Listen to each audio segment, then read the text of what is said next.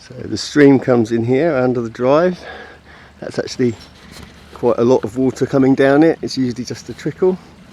And this area, which is now the top pond, 7 months ago was completely silted up to the top and obscured by fallen goat willows, which had the branches had rooted in the mud, which was a metre deep. This area was also completely inaccessible. When we were actually offered to buy this house, we didn't even know there was a pond here.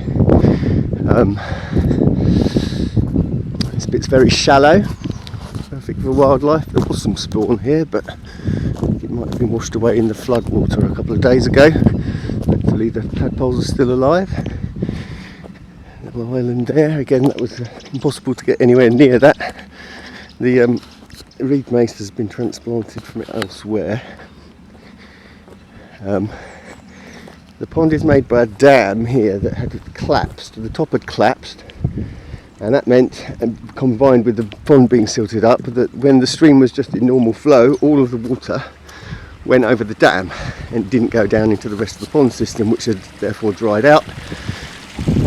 So there's the stream, the original path of the stream. Top pond, quite often got ducks on it, they're not here today. This grass has been transplanted from vegetable beds. This is the water's designed to come this way if there's only a little bit of coming down the stream. This was dry when we came here. I've dug a channel down the middle of it. Again, this was completely silted up, so the water was struggling to come this way, apart from when the stream was really flooded. There's some frog spawn here. So it there. Some of it's been washed away, but there's still quite a lot. Tadpoles developing. This was just a water supply channel. This was bought. The system was made to keep fish in the bottom pond, so it wasn't done for wildlife. But what an amazing thing for wildlife! It's just like a permanently flooded stream now. But the water flows very slowly. So spawn in various places. I think there's water starwort. Come back since the water's returned. More willows that had to be cut back. There's newts in here as well. Not surprisingly, these are fallen goat willows that I've left for wildlife.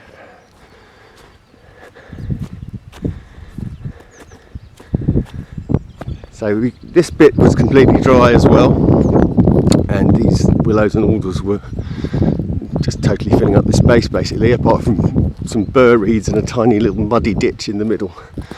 And this is now our middle pond.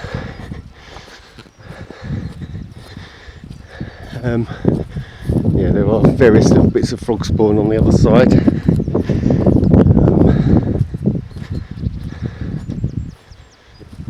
This needs to be dredged at this side. That's maybe half a metre deep there of mud. Less deep on the other side. And there was no water coming over here. There was just two old plastic pipes here, but there was nothing going through it. And this is our bottom pond, which was completely dry, and the previous owners told me the liner was cracked, but the actual fact of the problem was the water supply.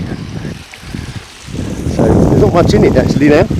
Some ducks come and go, but there is some spawn, and the frogs, when they develop, are going to have all of this to themselves, apart from the dragonfly larvae. That's actually some much more recently laid spawn, and in there was about, maybe there was 20 clumps of frog spawn. That's about a metre deep in the middle now. This one wasn't silted up, but it was bone dry. And when it did occasionally overflow, it came over here and started eroding away the bank, which I've been rebuilding up with horse manure. Previous owners left us about 40 tonnes of horse manure. But we've been digging out rocks from flower beds and vegetable beds, and the last thing I've done is to line the outflow channel with those rocks to create something that looks like a natural stream, even though it's entirely artificial. So this area is going to be planted up with pennyroyal and marshmallow, meadow sweet, watermint, bistort, and down it goes. I just this morning finished putting these rocks in that we're still digging out of vegetable garden beds, and off it goes to join its natural channel, other side of that bank.